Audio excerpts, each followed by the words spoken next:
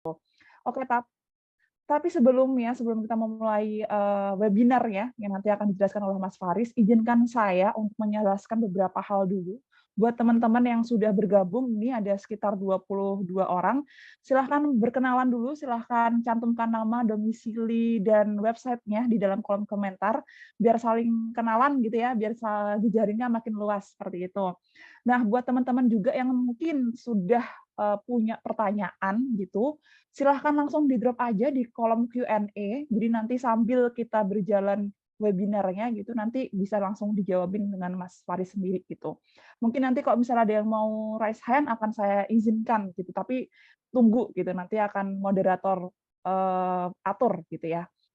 Oke, setelah itu mungkin buat teman-teman yang belum familiar terkait dengan apa sih, Niaga Hoster Light Batch 72 atau apa sih Light Batch itu.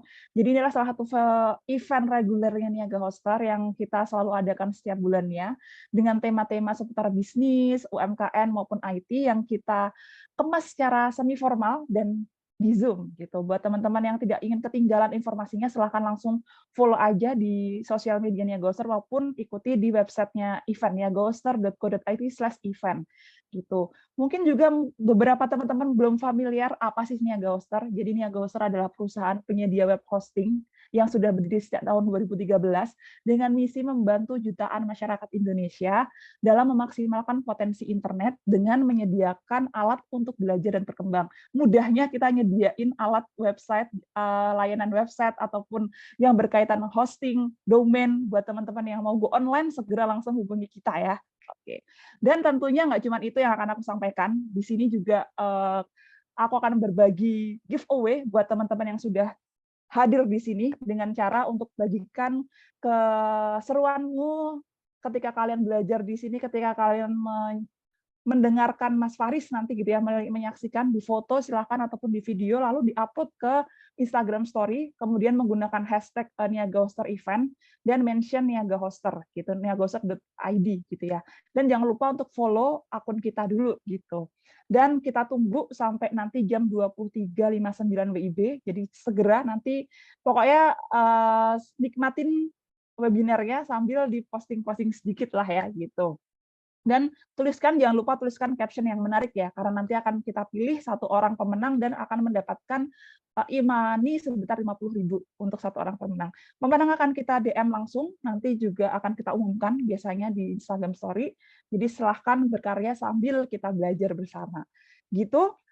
Kemudian buat yang nanti mungkin akan bertanya soal sertifikat akan kita jelaskan nanti ketika sesi berakhir ya, gitu. Maupun rekaman event-nya gitu ya. Kalau begitu mungkin saya langsung memanggil saja Mas Faris, apakah sudah siap? Halo Mas Faris. Ya, Tes, tes. halo. Oke, Mas Faris belum open cam nih, kita Oh belum ya, bisa lihat mukanya nih. ya Oke deh. sebentar ya. Oke. Nah, Oke. sudah kelihatan teman-teman? Kita cek ombak lagi. Sudah lihat ya dari Mas Faris, dari saya udah, jadi udah oke. Kalau mau dimulai, Mas Faris sudah siap? Ya, siap, Mbak. Oke deh, kalau gitu biar menyingkat waktu ya kita bisa mulai saja. Kita tunggu penjabaran dari Mas Faris. Untuk waktu kami persilahkan. Oke, terima kasih, Mbak Intan. Saya izin share screen ya. Silahkan Mas.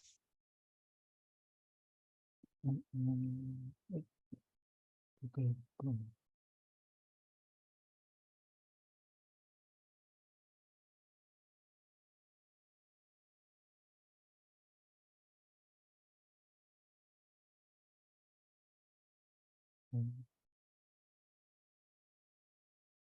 Sebentar ya. Oh, halo, Mbak Intan.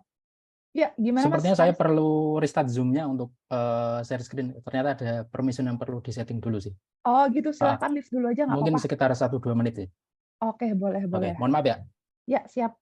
Teman-teman sambil menunggu silahkan bisa saling kenalan dulu, menyebutkan namanya, domisili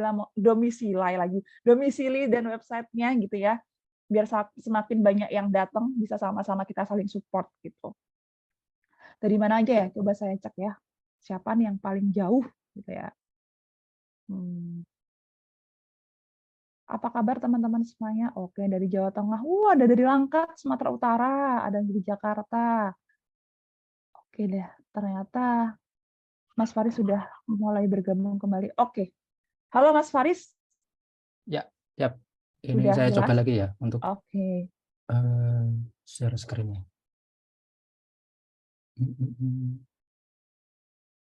Ya, bisa. Oke, siap Mas. Oke, Sudah. siap. Oke deh.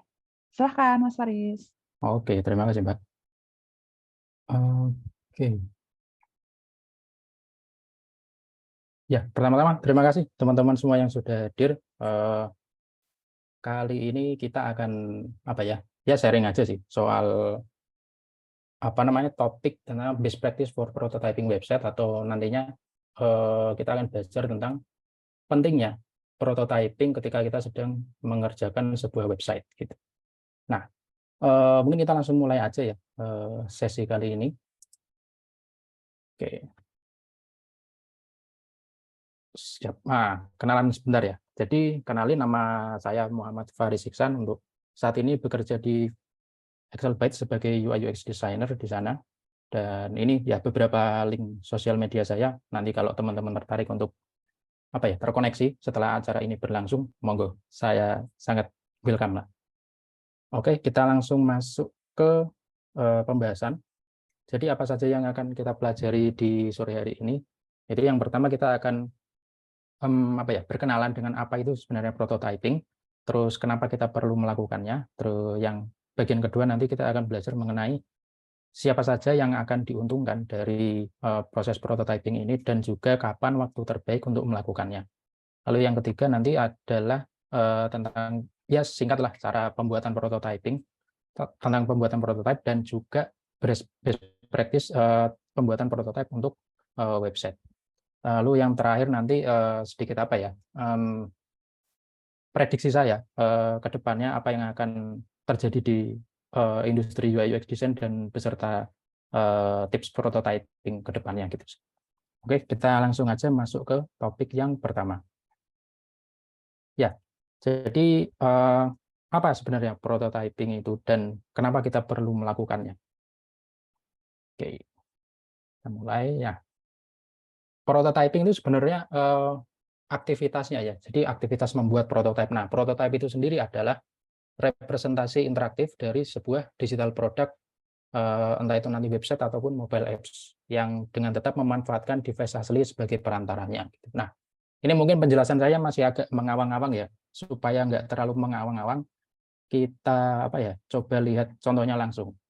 Nah, kebetulan ini prototype itu nggak cuma untuk website, tapi untuk pembuatan mobile apps juga bisa. Jadi ini saya cantumkan contohnya pakai prototipe yang pernah saya buat untuk mobile apps yang saya desain. Kita klik aja di sini. Oke. Nah, kira-kira seperti ini. Jadi ini kalau dilihat di layar ada ya semacam apa ya, tampilan layar smartphone gitu ya. Nah, smartphone yang di dalamnya ada desain mobile apps. Lalu kalau kita klik di sini, dia akan berpindah ke layar yang berbeda lagi. Terus kalau kita klik login, dia juga otomatis akan langsung masuk ke halaman awal dari si aplikasinya gitu. Setelah apa login itu tadi ya. Nah, di sini ceritanya saya membuat sebuah mobile apps untuk pencatatan, pembuatan catatan gitu ya, yang apa di dalamnya ada fitur-fitur yang lebih advance lagi gitulah ceritanya. Nah, di sini semua apa ya, ibaratnya poin-poin utamanya, yaitu misalkan kalau kita klik tombol segala macam itu nanti akan menghubungkan kita ke layar lain yang sesuai dengan tombol yang dia klik itu. Contoh misalkan kita klik tombol plus ini, nanti dia akan muncul kategori dari apa namanya catatan yang bisa kita buat gitu. Nah, kalau kita klik back, dia akan kembali ke layar sebelumnya.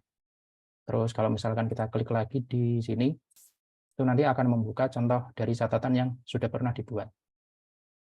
Kira-kira seperti itu. Mungkin sudah mulai tergambar gitulah ya, apa itu sebenarnya prototype. Jadi ini belum jadi sebuah mobile apps beneran yang bisa di-download lewat App Store ataupun Play Store, tapi ini masih berupa desain di Figma yang clickable gitu, yang bisa diklik gitu aja. Jadi itu kita sebut dengan prototype.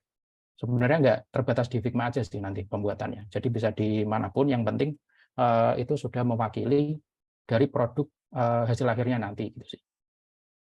Kira-kira seperti inilah ya untuk contoh prototipe.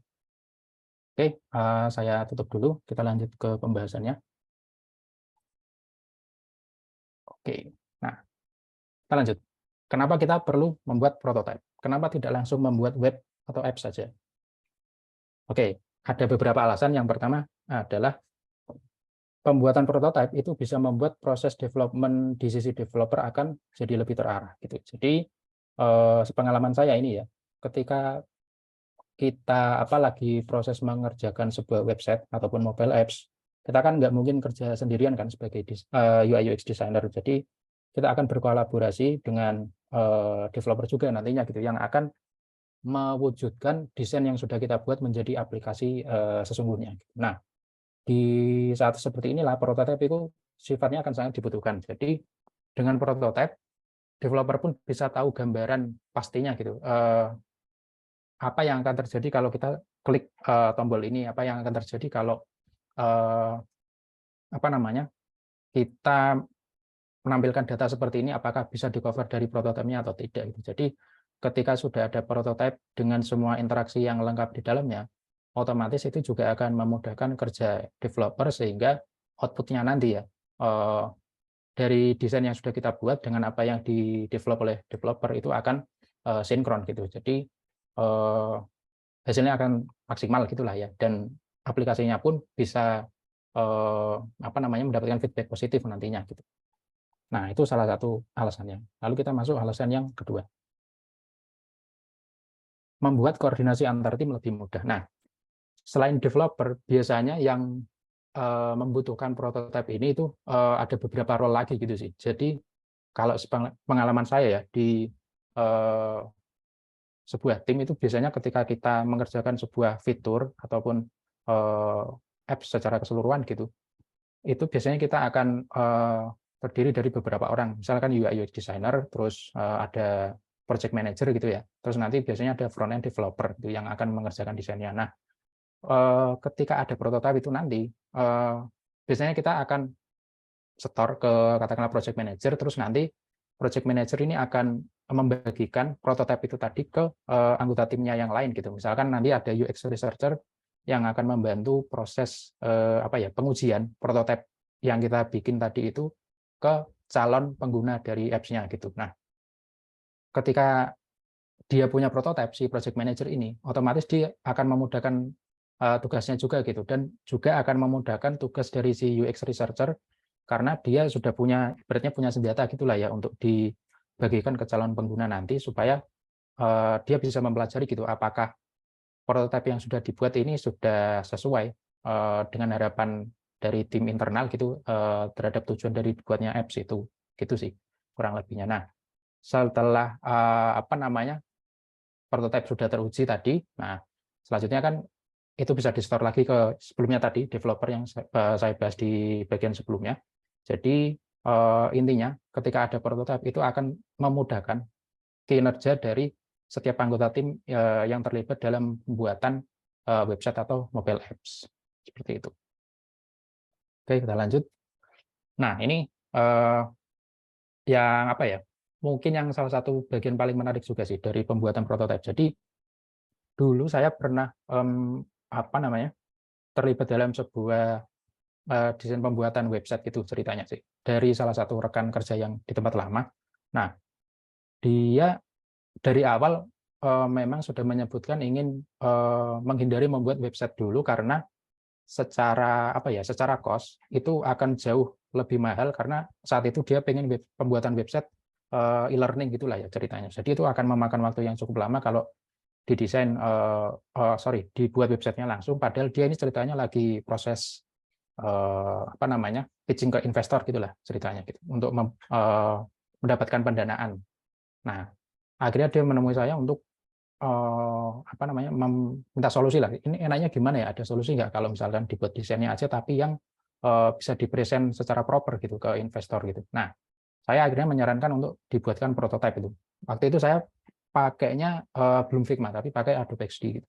Nah, saya buatkan desainnya, terus saya gabungkan antar screen dengan interaksi yang seperti itu tadi. Jadi antar tombol itu bisa diklik, terus berpindah halaman-halaman, terus akhirnya dipakailah prototipe itu tadi untuk presentasi ke investor dan akhirnya tembus gitu saat itu pendanaannya. Jadi akhirnya prototipe tadi mengantarkan ke pendanaan dari investor pada akhirnya gitu. Jadi itu salah satu keuntungan dari pembuatan prototipe, terutama untuk website atau mobile apps yang cukup kompleks tingkat kesulitannya gitu ya. Jadi pembuatan prototipe akan jauh lebih hemat secara biaya dan waktu juga otomatis ya, karena itu jauh lebih cepat sih gitu sih pembuatannya gitu. Nah, kita lanjut ke bagian berikutnya.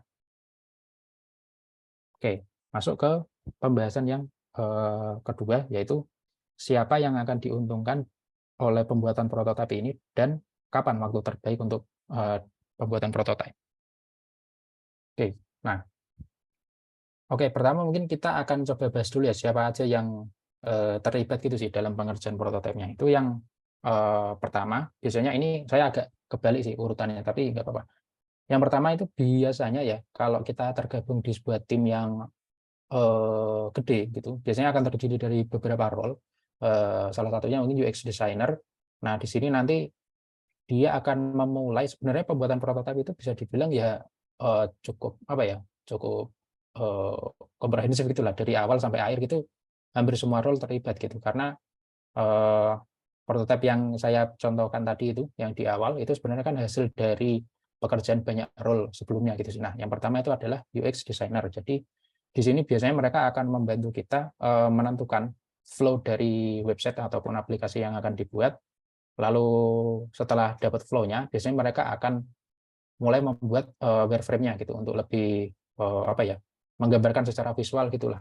Kira-kira nanti konten seperti apa saja yang akan ditampilkan, terus interaksi antara halamannya akan seperti apa gitu. Nah, dengan user flow dan wireframe ini tadi akan sangat memudahkan role berikutnya, yaitu UI designer untuk bisa membuat high fidelity desainnya yang nantinya akan diolah menjadi prototype yang clickable tadi itu ya. Terus berikutnya itu ada role yang namanya UX writer.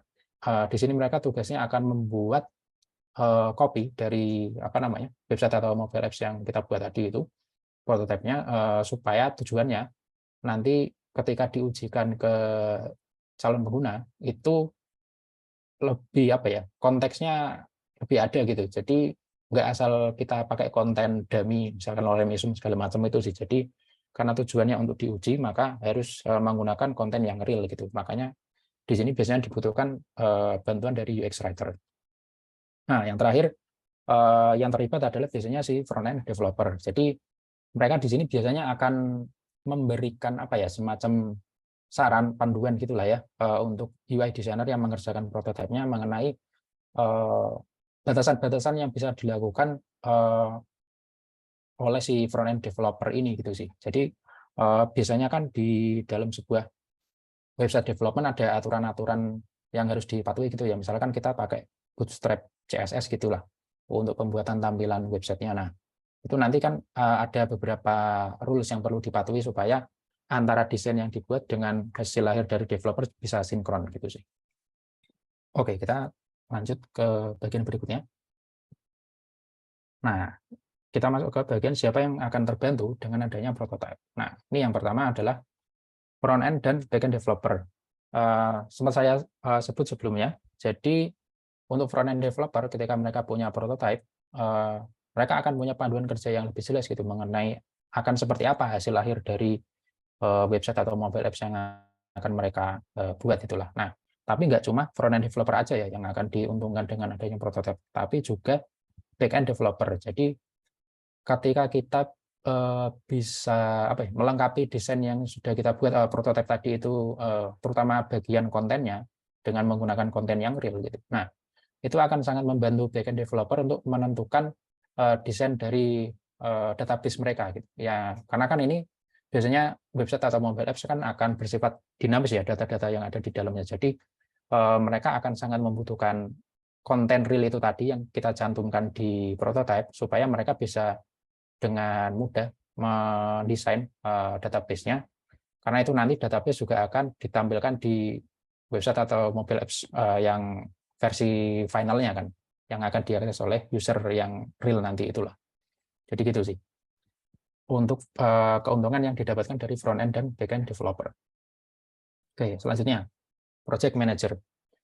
Nah, di sini yang sempat saya singgung juga tadi di bab sebelumnya. Jadi project manager akan sangat diuntungkan dengan adanya prototipe ini karena ini bisa menjadi senjatanya dia untuk diserahkan ke anggota timnya supaya dia bisa mengkoordinir pekerjaan anggota timnya dengan lebih baik gitu. Jadi misalkan dia setelah mendapat prototipe itu tadi akan mendelegasikan tugas berikutnya ke UX researcher gitu.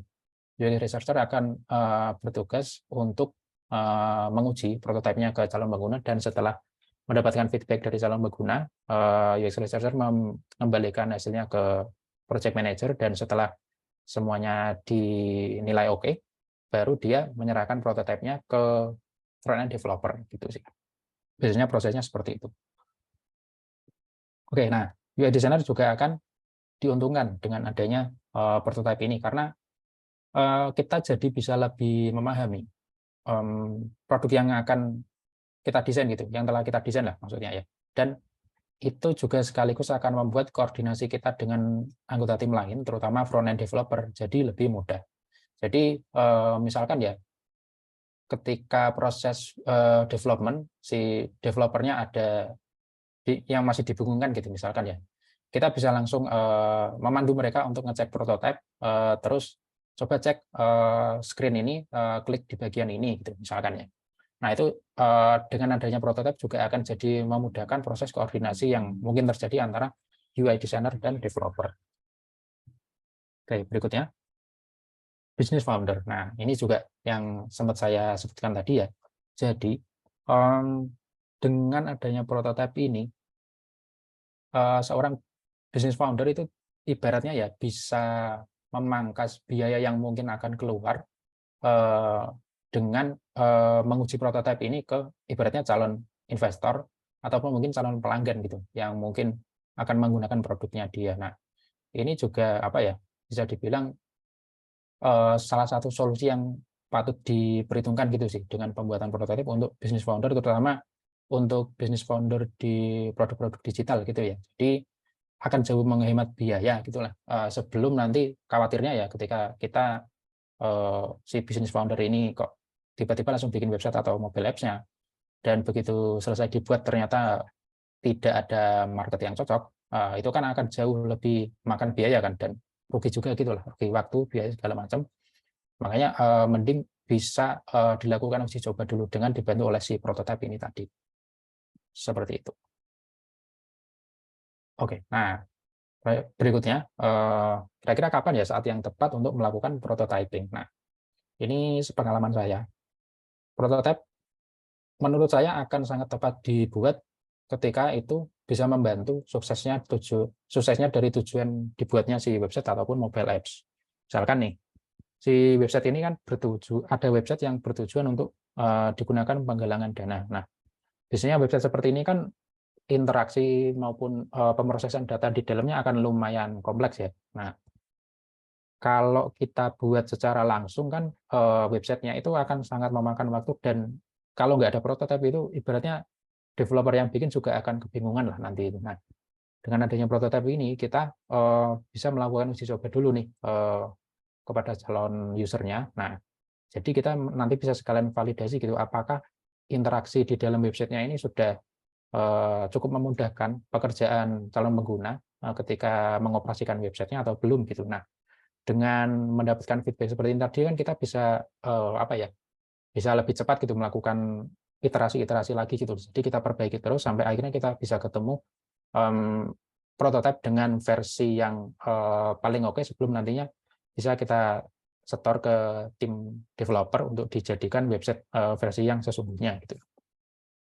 Oke, itu satu ya. Terus berikutnya ketika si prototipe ini bisa memudahkan kerjasama antar tim. Nah, ini sudah saya singgung beberapa kali tadi. Jadi intinya dengan adanya prototipe ini itu akan membuat hasil eksekusi dari masing-masing anggota tim bisa sesuai harapan gitulah ya. Karena nantinya itu diharapkan bisa bertujuan mendapatkan hasil akhir yang diharapkan juga gitu. Oke. Nah, selain saat yang tepat, sepengalaman saya juga ini ya, ada beberapa saat yang mungkin kurang tepat juga ketika kita berniat untuk membuat prototipe. Nah, kapan saat yang kurang tepat itu? Nah, ini menurut saya ya, waktu yang kurang tepat itu adalah biasanya saat pembuatan prototipe justru menghambat proses kerja per individu maupun antar tim.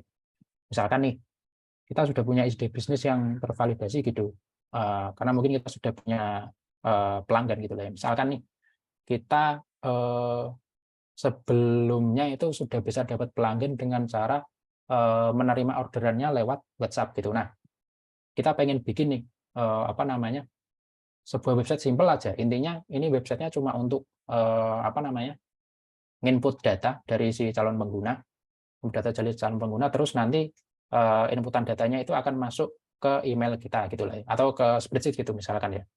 Nah, itu kalau sekilas kita bayangkan kan secara flow sangat simpel lah ya, secara flow sangat simpel. Nah, menurut saya kalau flow-nya sangat simpel seperti ini, mending apalagi sudah ada calon pelanggan gitu ya, mending kita langsung bikin aja dari desain jadi website gitu, daripada desain prototype terus baru jadi website gitu. Nah, itu akan jauh lebih menghemat biaya karena kita sudah tahu ini ujungnya akan seperti apa, kita sudah punya pelanggan segala macam gitulah ya. Gitu sih. Itu kurang lebih contohnya ya. Intinya kalau dirasa pembuatan prototipe itu justru malah menghambat prosesnya karena beberapa pertimbangan itu tadi. Nah, mending di skip dulu nggak apa-apa gitu sih pembuatan prototipe. Itu sih. Tapi ini memang biasanya sifatnya untuk proyek-proyek yang sifatnya apa ya, website atau mobile apps-nya nggak terlalu kompleks gitu lah ya. Tapi kalau website atau mobile apps-nya ini fungsi di dalamnya itu cukup kompleks, prototipe masih saya sarankan lah untuk dibuat sebelum dirilis versi finalnya gitu dari si websitenya. Kira-kira seperti itu. Oke, nah kita masuk ke bab yang ketiga yaitu bagaimana cara pembuatan prototipe dan best practice yang bisa kita terapkan dalam pembuatannya. Oke, nah kita pertama-tama mungkin belajar dulu kali ya, apa saja sih yang sebenarnya perlu dipersiapkan sebelum mulai mengerjakan prototipe. Pertama ini, dan sifatnya opsional sebenarnya ini sih. Jadi user flow. Yang pertama itu adalah alur dari berbagai kemungkinan tugas yang bisa dilakukan oleh user di website atau apps untuk mencapai tujuannya. Contoh misalkan kayak prototipe saya tadi itu ya, itu kan aplikasi untuk pembuatan catatan. Jadi misalkan si user ini bisa bikin catatan untuk daftar belanja, catatan untuk kalau dia punya ide yang menarik gitu ya, terus catatan untuk target dia dalam beberapa bulan ke depan. Nah, itu kan akan ada banyak kemungkinan tugas yang bisa dilakukan oleh user nih. Nah, dengan membuat user flow terlebih dahulu, kita jadi punya gambaran gitu. Kira-kira tugas seperti apa saja ya yang bisa dilakukan oleh user di dalam aplikasi. Selain pembuatan catatan itu tadi kan mungkin kita bisa melakukan setting di aplikasinya, terus fitur pencarian juga bakal ada dan bisa dilakukan oleh si user gitu. Nah, dengan adanya user flow ini akan memudahkan tugas UI designer untuk nantinya membuat prototipe karena kita jadi lebih punya gambaran gitu fitur-fitur apa saja yang akan ada di dalamnya.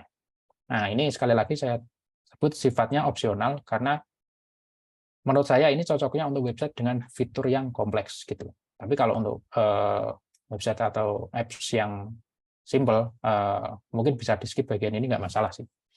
Nah, selanjutnya adalah wireframe dan juga sifatnya opsional. Jadi ini adalah bisa dibilang versi low fidelity atau versi kasar gitulah ya dari desain yang akan kita buat nantinya.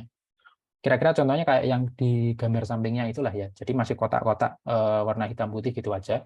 Yang penting kita sudah menggambarkan konten apa saja yang akan ada di dalam websitenya itu.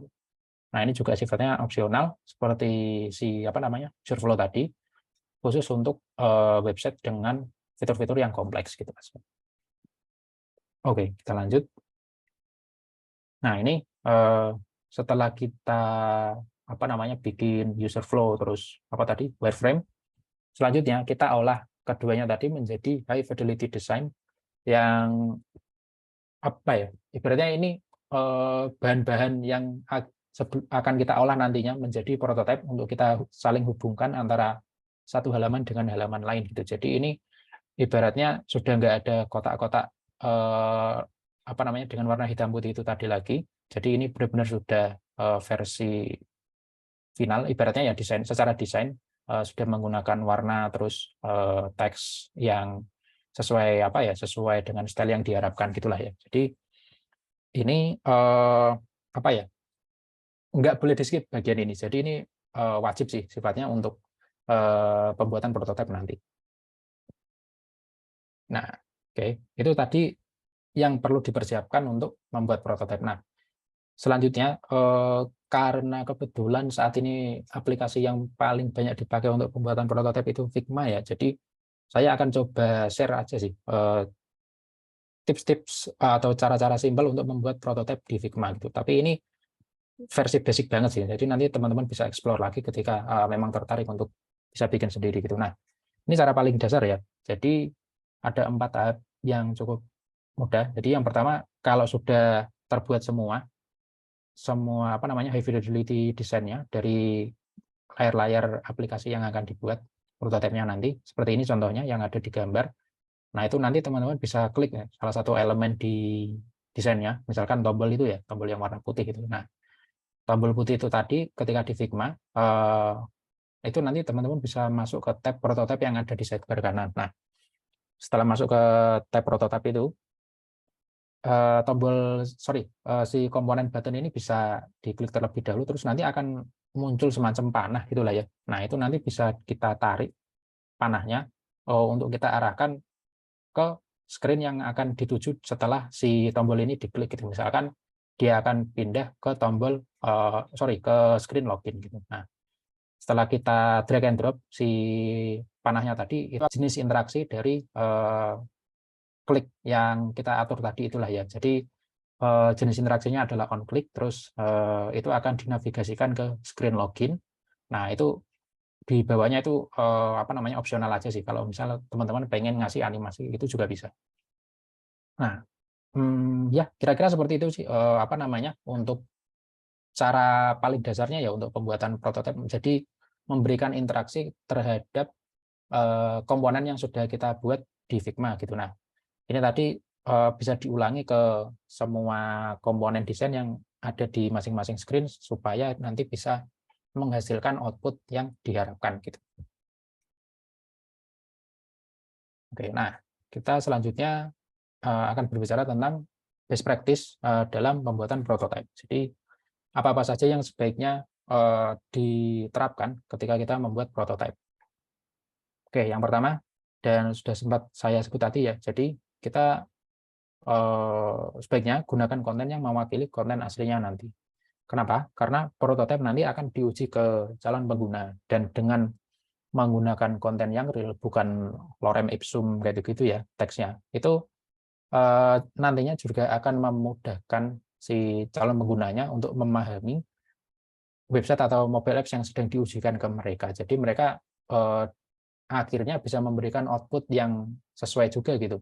Karena mereka pun bisa memahami si website dan aplikasinya dengan konten yang real itu tadi.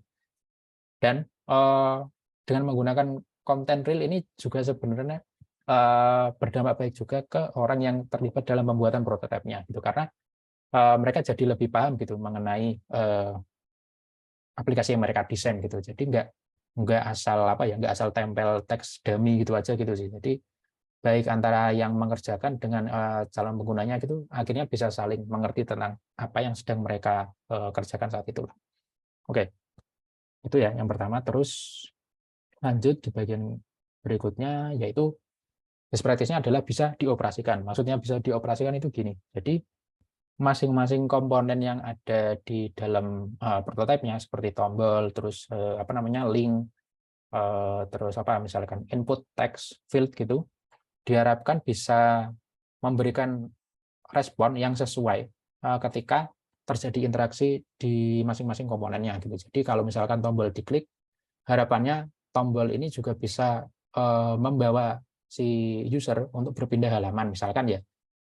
Terus ketika kita klik input text field gitu, itu diharapkan juga akan, misalkan kalau ini mobile apps, akan memunculkan si keyboard untuk kita bisa mengetik misalkan ya. Terus misalkan untuk tombol back itu diharapkan juga bisa membawa user untuk kembali ke halaman sebelumnya. Itu contohnya seperti itulah ya. Jadi intinya tiap komponen desain yang kita munculkan di prototype itu diharapkan bisa memberikan respon yang sesuai ketika terjadi interaksi di dalamnya. Oke, kita lanjut.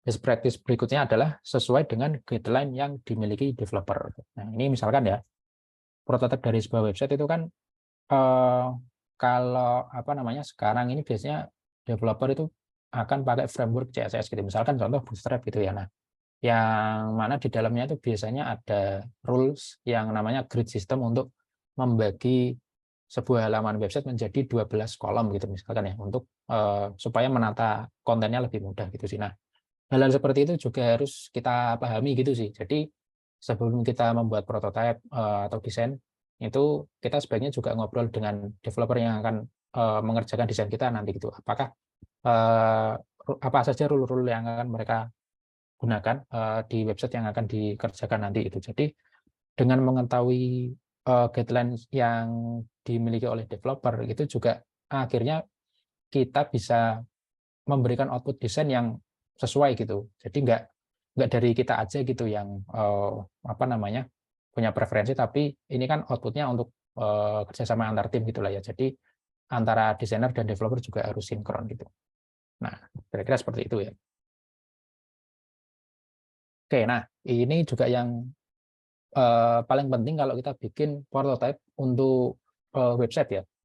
Jadi responsive design untuk berbagai jenis ukuran layar device itu sepertinya sudah jadi hal wajib sih kalau kita ngomongin soal apa pembuatan website gitu. Jadi website nggak cuma bisa diakses lewat desktop aja, tapi juga bisa diakses lewat tablet maupun smartphone gitu. Nah, perbedaan ukuran layar ini juga akhirnya kan akan menentukan layout yang berbeda juga nantinya dari si website ini. Nah, kalau kita kebetulan bikin prototipe dari website, kita juga perlu menyediakan prototipe untuk versi tablet dan versi smartphone gitu. Jadi kita bisa dapat gambaran yang cukup menyeluruh lah.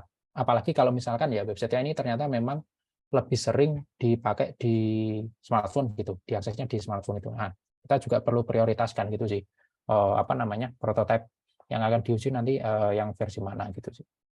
Nah, jadi saran saya kalau misalkan ada dapat project pembuatan website itu sediakanlah prototipenya yang untuk berbagai jenis ukuran layar gitu sih. Jadi nanti layoutnya akan menyesuaikan juga. Oke, lanjut. Nah, kita sudah masuk ke pembahasan yang lumayan akhir ini ya. Jadi apa selanjutnya untuk prototyping? Ini berdasarkan beberapa observasi sih di beberapa bulan terakhir gitu ya, mengenai perkembangan desain tools dan pembuatan prototipe di masa yang akan datang. Nah, beberapa bulan lalu saya ketemu ini nih namanya Framer. Ini kayaknya dulu mereka untuk apa ya khusus pembuatan prototipe aja, tapi akhirnya mereka sekarang transformasi gitu sih. Jadi website builder yang apa ya cukup cukup menyenangkan gitu kalau saya pakai. Saya udah coba kira-kira sebulan terakhir ini sih. Dan kalau saya pribadi ya, karena terbiasa pakai Figma, ketika pindah ke Framer ini langsung apa ya, langsung smooth sih untuk perpindahannya gitu. Jadi saya cukup mudah mengoperasikannya dan enaknya nih kalau Framer yang kita desain itu nanti outputnya bisa langsung jadi website. Nah, kalau kita desainnya di Figma, itu kan outputnya ya udah masih berupa desain yang bisa di-share link-nya aja gitu kan. Jadi link-nya kan masih pakai apa namanya figma.com terus URL-nya panjang gitu kan. Nah, terus kalau kita pakai Framer ini sudah bisa kita install custom domain gitu. Jadi di dalamnya juga sudah ada hosting, terus kita di dalamnya juga sudah ada istilahnya CMS, Content Management System. Jadi kita sudah bisa bikin data dinamis di dalamnya. Misalkan kita pengen bikin website yang di dalamnya ada blog post-nya gitu ya, artikelnya. Itu kita sudah bisa gitu bikin sekalian di dalam Framer ini. Jadi tinggal kita bikin data-datanya seperti apa, terus kita koneksikan untuk bisa ditampilkan di desain website yang sudah kita buat.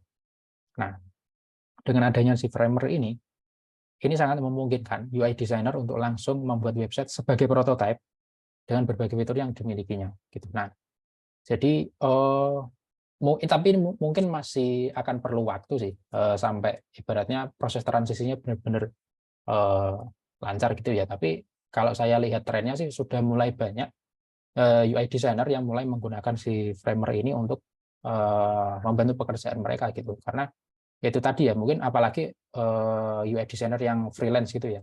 Kadang-kadang kan selain permintaan untuk bikin desain, sudah mulai banyak juga yang diminta untuk bikin websitenya sekalian. Nah, si framer ini juga bisa jadi salah satu solusi gitu untuk ibaratnya mempersingkat pekerjaan si UI designer ini gitu.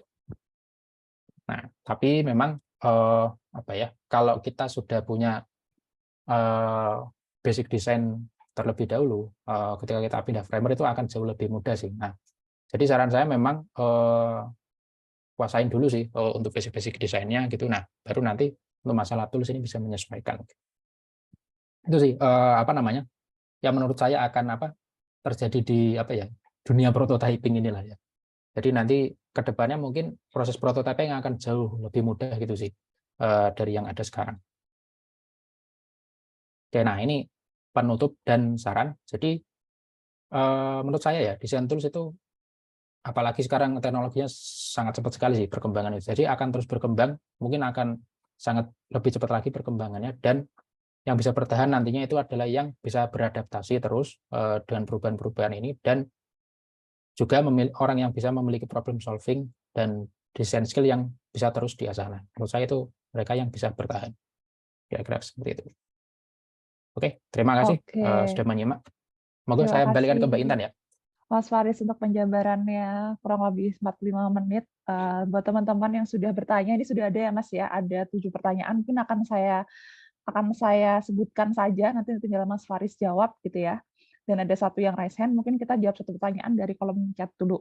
Yang pertama dari Mas Berman, Kak, kalau mau buat workshop online dengan materi belajar lewat video, apakah bisa menggunakan metode prototype? Kan itu dulu, bisa dijawab dari Mas Faris.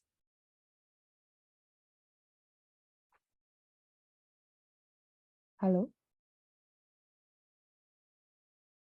Iya, sorry.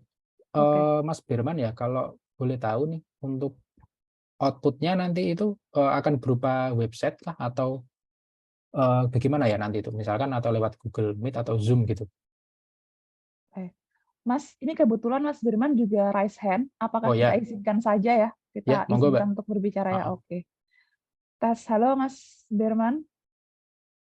Langsung open mic aja, silahkan. Sudah diizinkan Mm-mm. untuk berbicara.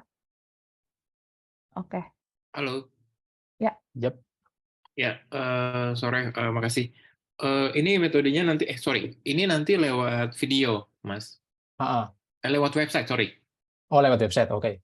Nah, ya, jadi kalau menurut saya sih bisa aja ya Mas, karena kebetulan sekarang karena saya tadi contohnya pakai si Figma ya, jadi di Figma itu kebetulan untuk prototyping-nya juga sudah bisa support video setahu saya ya.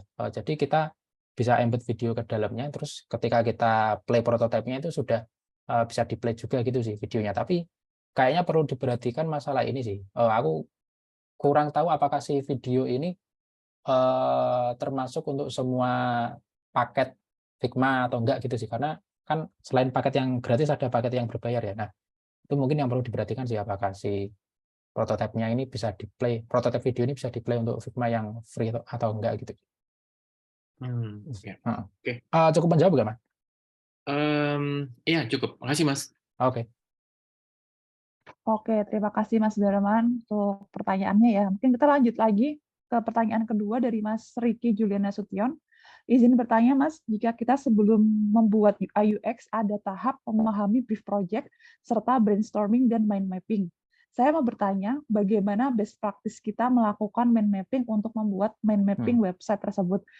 Contohnya adalah website agen travel.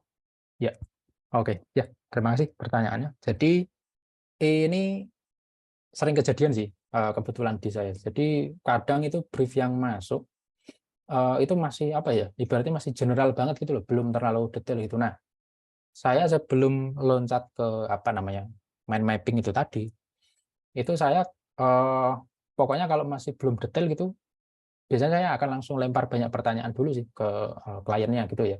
Karena kalau nggak ada detail yang bisa membantu saya untuk bikin apapun nanti yang akan dibutuhkan, itu akhirnya juga saya kesulitan gitu. Nah, jadi saran saya sebelum apa ya mulai loncat ke mind mapping segala macam itu perjelas dulu sih requirement dari kliennya itu, dan kalau sudah didapat semua requirement yang dibutuhkan baru deh lompat ke pembuatan mind mapping itu tadi ya. Jadi menurut saya kuncinya itu sih kalau masalah pembuatan mind mapping. Jadi kalau sudah dapat semua detail, masalah pembuatan mind mapping ini akan jauh lebih mudah gitu. Gitu. Cukup menjawab nggak ya? Siapa tadi? Ricky ya? Ya, Mas Riki, cukup menjawab ya. Kalau iya silahkan silahkan kasih tahu kami di kolom chat, boleh. Oke, kalau misalnya belum ada tanggapan, kita langsung next aja ya. Buat teman-teman yang mungkin mau raise hand, masih kita tampung. Jadi nanti kita akan prioritaskan yang mau bertanya secara langsung ya. Kita lanjut aja ke pertanyaan ketiga, itu dari Mas Rido R. Untuk pembuatan prototipe ini lebih disarankan menggunakan aplikasi Figma atau XD, Kak. Terima kasih. Kalau saya sarankan ya, karena saat ini yang paling banyak komunitasnya itu Figma, jadi saya sarankan pakai Figma sih, karena nanti kalau kita ada kesulitan dalam pembuatan prototipenya itu akan jauh lebih mudah dapat solusinya, karena sudah banyak juga yang melakukan diskusi gitu di forum-forum segala macam atau di sosmed itu juga banyak. Jadi saran saya pakai Figma aja sih. Oke, jadi lebih baik menggunakan Figma aja, teman-teman, Mas Rido. Oke, lanjut lagi. Mungkin kalau belum ada, Mas Rido ada pertanyaan lain, nanti langsung dilanjutin di Q&A ya. Lanjut lagi, Mas, untuk pertanyaan keberapa nih? Keempat ya. Jadi sebentar, saya pilih-pilih juga nih. Dari Mas Arda. Sore, apa mungkin membuat aplikasi untuk klien hanya dengan satu UI UX designer dan satu developer? Gimana, Mungkin Mas? Bisa aja nggak sih? ya, mungkin aja, tapi tergantung tingkat kompleksitasnya ya. Jadi kalau makin kompleks ya biasanya bisa aja sih sebenarnya, tapi nah itu tadi balik ke kliennya, apakah dia punya spare waktu yang banyak juga gitu untuk mengerjakan si apps-nya hanya dikerjakan oleh si satu desainer sama satu developer gitu. Gitu sih. Tapi kalau bisa aja sih. Oke, sip-sip. Jadi bisa-bisa aja tergantung dengan kebutuhan ya, Mas ya. Betul. Yang penting ya, gitu. Besar apa enggaknya Heeh, load-nya gitu kan ya. Oke. Dan ada lagi nih Mas, ini tanpa nama, no name ya, sama-sama. anonymous. Dalam pembuatan user flow, apakah ada suatu metode atau software? Karena saya pakai BPMN, Business Process Modeling Notation, dan itu berbayar, barangkali ada alternatif Oh lain. ya, kalau user flow ya, user flow kayaknya sekarang bisa pakai ini deh, apa namanya? Jadi Figma itu kan ngeluarin macam aplikasi tambahan namanya Figgem itu ya. Nah itu setahu saya gratis sih. Nah itu bisa dicoba aja sih untuk bikin user flow di dalamnya. Lumayan enak kok secara interaksi dia. Jadi harusnya nggak terlalu susah untuk dipelajari gitu. Kalau alternatif lain mungkin biasanya saya pakai ini apa namanya, whimsical.com. Saya paling ketik di ini aja kali ya, kolom chat ya Mbak, Boleh, boleh, untuk silakan Mas. link-linknya biar lebih Iya, iya, gampang. di Everyone. kolom chat aja nanti biar bisa dibaca semuanya ya ke everyone. Whimsical.com untuk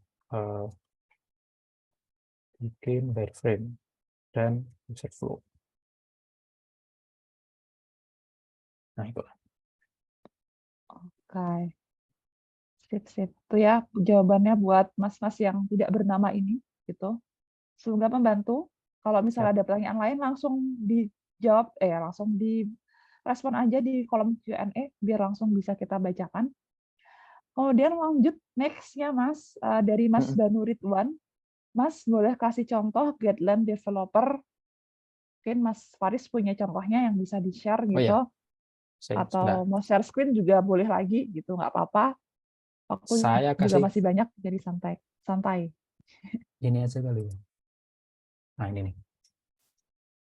Oke, sip. Share screen Oke. lagi aja kali ya, Ya, biar betul. enak. Biar lebih enak. Betul, Mas. Share. Nah, harusnya udah masuk ini. Nah, ini apa namanya? Salah satu contoh aja sih. Jadi bukan cuma Bootstrap aja yang dipakai oleh apa namanya front-end developer, tapi ini salah satu contoh aja namanya Bootstrap itu untuk membantu front-end developer membuat tampilan website sesuai dengan desain yang disediakan oleh UI UX designer gitu. Jadi ini ada contoh dokumentasinya gitulah ya. Misalkan nih kalau kita mau bikin tadi ya yang saya sebut itu grid namanya nih. Nah ini nih contoh nih. Jadi halaman website si Bootstrap ini kan kalau kita lihat ada 3 bagian ya, sidebar kiri, konten tengah, sama sidebar kanan gitu. Nah ini mereka pakai namanya sistem grid ini. Jadi satu halaman ini dibagi jadi 3 kolom kayak gini ya. Ini contoh kolomnya. Nah ini kolomnya misalkan ukurannya cuma 1, terus ini kolom tengah ukuran 10. Nah ini bagian kanan kolom ukuran 1 lagi gitu. Nah ini beberapa hal yang perlu kita ketahui dulu gitu sih sebelum bikin desain gitu. Jadi pastikan dulu apa ya, framework apa yang akan dipakai oleh developernya untuk membuat desain yang akan kita sediakan nantinya gitu. Nah itu kalau kita sudah paham malah jadi lebih enak di kita juga gitu sih. Jadi kita ibaratnya nggak perlu kerja 2 kali lah. Takutnya nanti kalau kita nggak paham hal seperti ini malah setelah kita setor ke developer ternyata itu nggak sesuai guideline mereka, akhirnya malah ngulang lagi kan ibaratnya dari awal gitu. Nah ini contoh aja sih ya.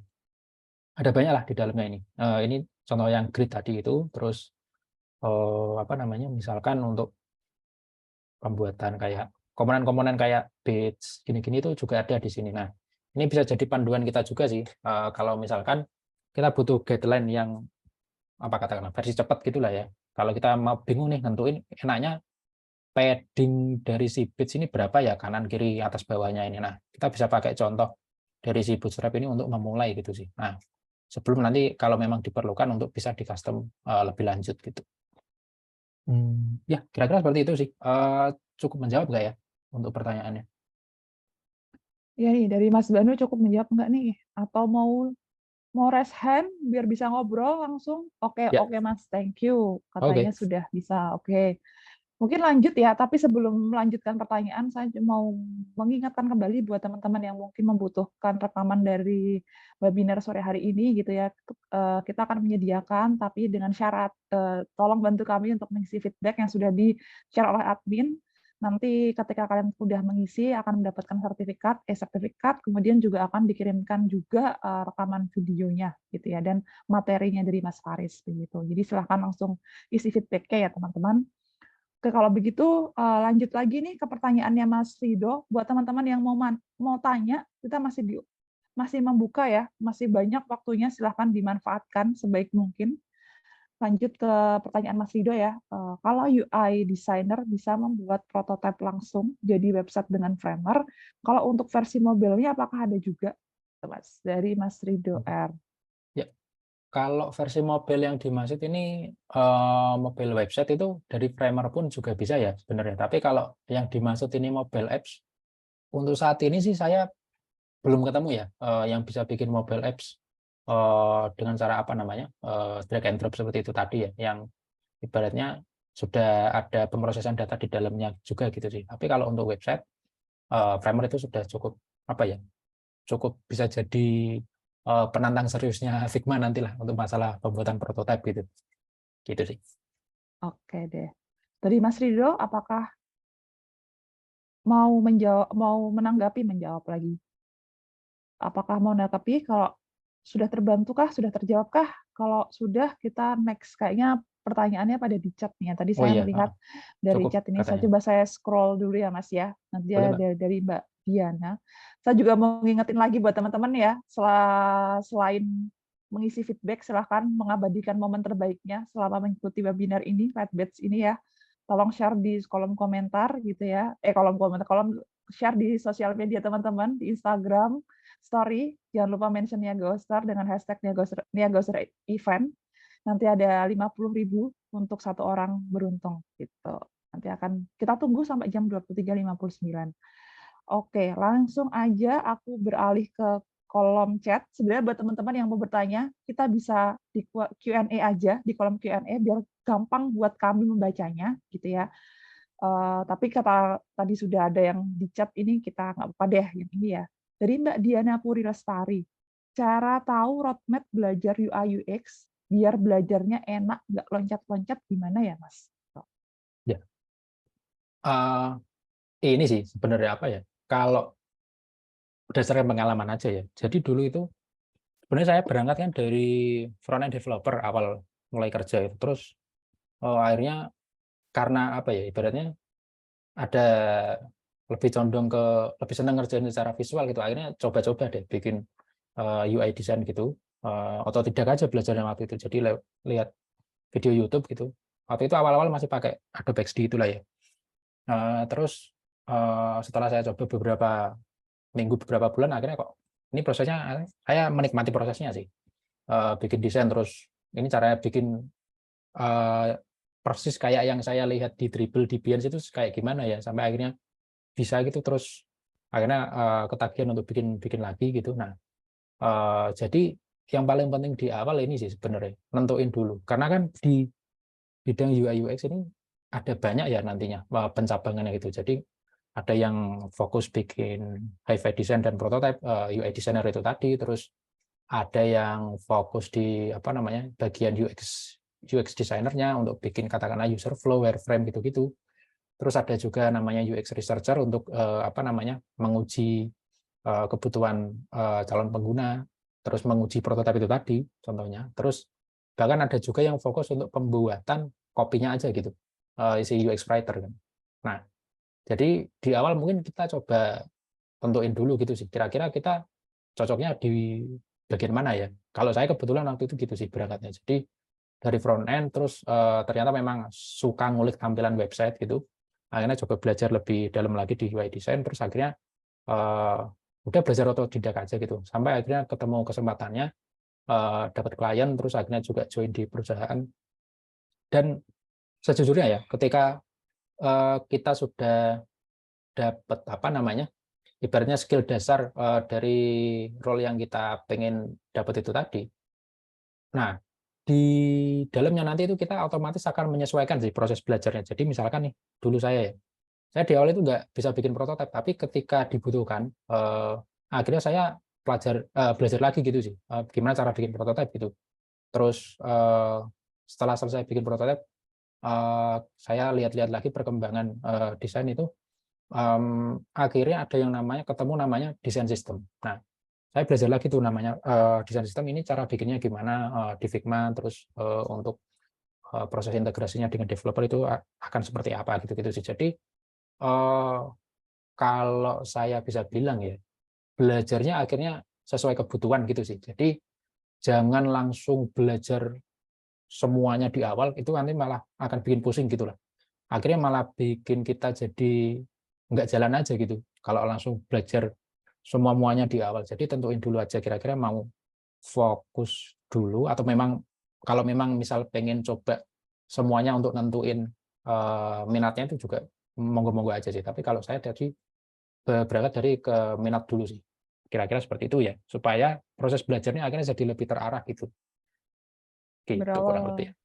Berawal dari minat dulu, terus di Mm-mm. satu-satu gitu ya, Mas ya. Ya, sesuai Jangan kebutuhan di semuanya. pekerjaan gitu.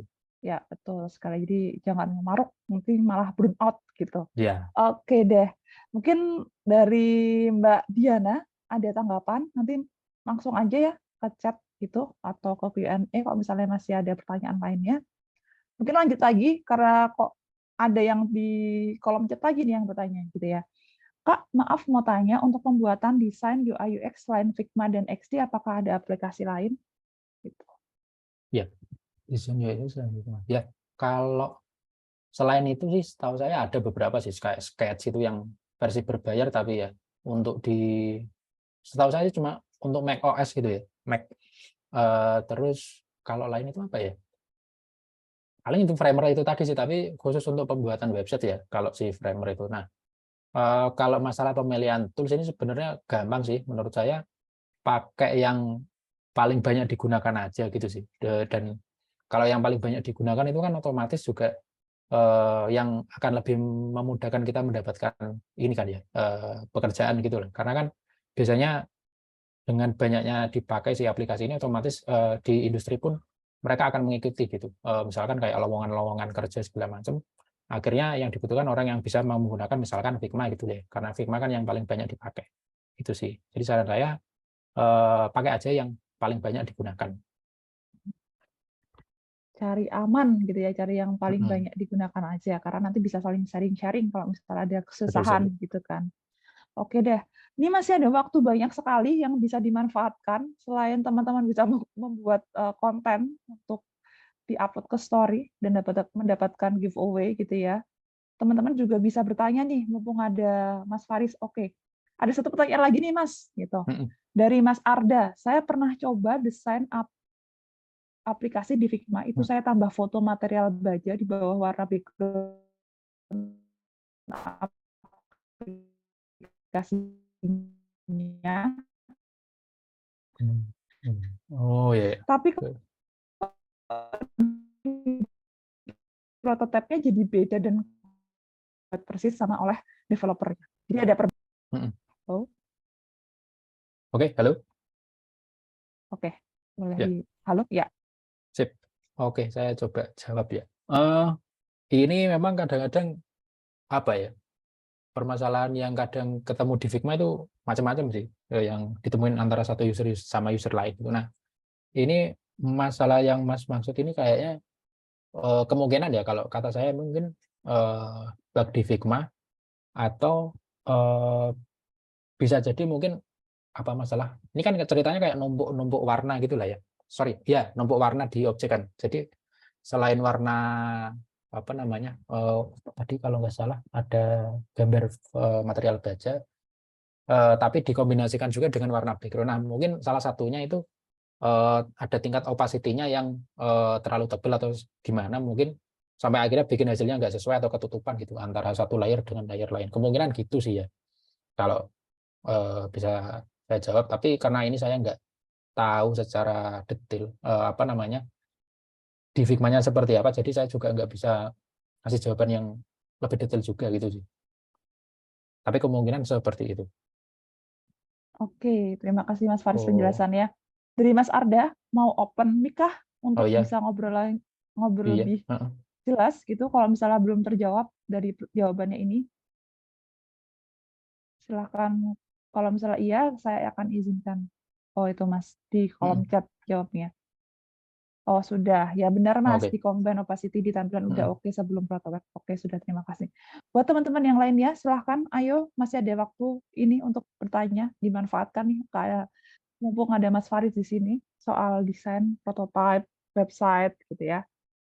Oke, muncul lagi Mas pertanyaannya. Oke. Dari Mas Muhammad Mauludin, apakah ada website untuk referensi prototipe yang sudah final? Seperti graphic designer ada seperti FreePic untuk referensi aset gitu, Mas. Oh ya. Hmm, prototype ya. Eh, Hmm.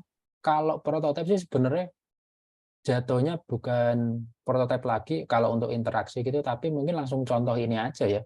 Contoh apa namanya, website yang dikumpulkan dari belahan di seluruh belahan dunia gitu. Nah, itu dikumpulin di satu website. Saya pernah lihat sih. Saya bentar coba cari dulu di Google Chrome. Kalau nggak salah namanya. Nah, ini dapat.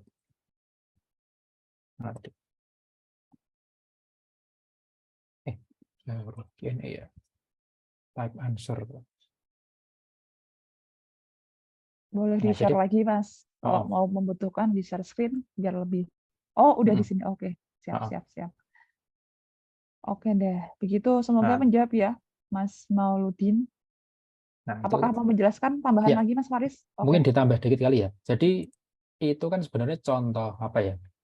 Contoh website-website yang dikurasi gitulah ya, dengan tampilan yang secara layout itu menarik lah. Nah, ini kalau teman-teman lihat, kalau udah dibuka websitenya itu nanti akan muncul semua tuh website-website yang dengan interaksi yang sangat menyenangkan lah ya. Kalau kita lihat tuh ada banyak sekali lah pokok. Nah, itu tinggal diklik salah satu aja sih. Jadi jatuhnya bukan prototipe lagi ya, tapi ini website yang sudah live gitu, dan itu juga harusnya bisa jadi sumber inspirasi aja gitu sih bagi kita. Jadi udah dapat contoh interaksinya seperti apa di sini. Nah, nanti bisa coba diterapkan di prototipe yang akan dibuat gitu. Kira-kira seperti itu aja tambahannya. Oke, terima kasih Mas. Semoga menjawab ya Mas Maudin. Ini ada pertanyaan lagi dari Mbak Diana. Rekomendasi website buat tampilan animasi prototipe UI UX Mas. Mas, Rekomendasi rekomendasinya. website buat tampilan animasi ya. Yap. Oh, animasi ya. Kalau animasi aku belum nemu, tapi kayaknya yang website tadi tak share itu bisa jadi contoh sih menurutku ya, karena di dalamnya juga masing-masing websitenya itu sudah punya interaksi yang oke-oke sih. Kalau kita lihat di thumbnailnya ini ya, ini apa namanya, bisa jadi rujukan juga lah si Dotly.website ini. Kalau misal mau cari apa contoh animasi yang oke gitu untuk diterapkan di websitenya.